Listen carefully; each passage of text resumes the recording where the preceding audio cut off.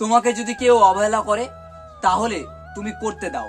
তুমি কখনো সেই মানুষগুলোকে কখনো অবহেলা করো না। তুমি যদি কোনো কাজ করো তাহলে সঠিক ও সৎভাবে কাজগুলো করো। ধরো যখন তুমি কোনো কাজ করছো সেই কাজকে নিয়ে মানুষ তোমাকে অবহেলা করছে, তাহলে তাকে অবহেলা করতে দাও।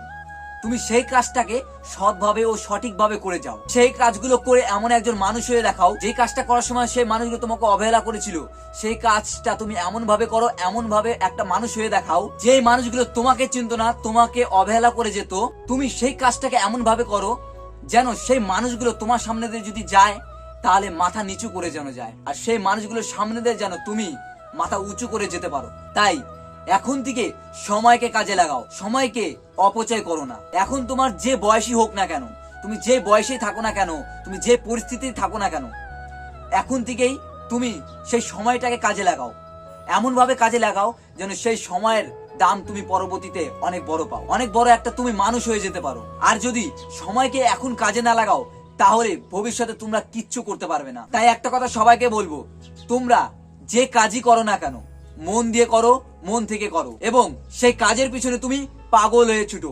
তোমাকে যেন সবাই বলে যে ছেলেটা পাগল হয়ে গেছে। তুমি যে কাজটাতে প্রতিষ্ঠিত হতে চাও, যে কাজের পিছনে তুমি সাকসেস হতে চাও, যে কাজটাকে নিয়ে তুমি সামনের ফিউচারে এগোতে চাও, সেই কাজটাকে সম্মান করো আর পাগল হয়ে ছুটো সেই কাজের পিছনে। আর সেই পাগলের দাম কিন্তু অনেক বড় হবে, অনেক বড় একটা ফল পাবে।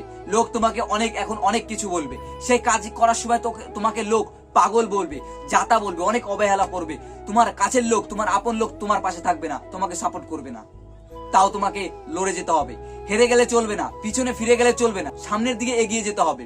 কারণ প্রত্যেকটা হারের পিছনে কিন্তু জিত আছে, আর প্রত্যেকটা মানুষের জীবনে কিন্তু হার জিত থাকেই। তাই সেই জিনিসটাকে অ্যাভয়েড করে যাও। যেই কাজটা তুমি করবে সেই কাজের পিছনে যদি তুমি পাগল হও তাহলে সেই কাজের পিছনে তুমি সফলতা পাবে।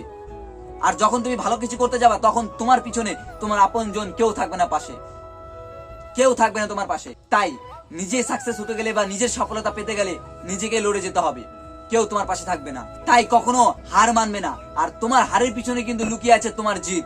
আজ আমি হেরেছি তাতে কি হয়েছে, কাল আমি হেরেছি তাতে কি হয়েছে, পরশু আমি হেরেছি তাতে কি হয়েছে। কারণ প্রত্যেকটা হারার পিছনে কিন্তু কোনো কারণ থাকে। আর তুমি সেই যখনই হারবে তখনই তুমি বুঝতে পারবে যে এই কাজটা করার সময় আমি হেরে গেছি, তখনই তুমি ভুলটা বুঝতে পারবে। আর সেই ভুল বুঝতে পেরেই কিন্তু তোমার একদিন না একদিন জিত হবে।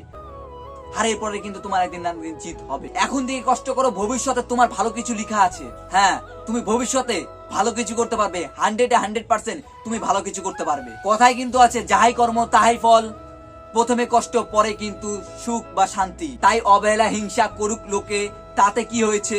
হ্যাঁ, ভবিষ্যতে তুমি জিততে পারবে, তুমি সফলতা পাবে। তুমি যেই জিনিসটাকে করতে ভয় পেতে, যে জিনিসটাকে তুমি পারবে না, কোনোদিনও স্বপ্ন ভাবেনি যে জিনিসটা আমার দ্বারা সম্ভব নয়, সেই জিনিসটা তুমি করে দেখাও। সেই জিনিসটা আজ ফেল হবে, কাল ফেল হবে, পরশুদিন ফেল হবে, কিন্তু তারপরে তুমি সেই কাজটা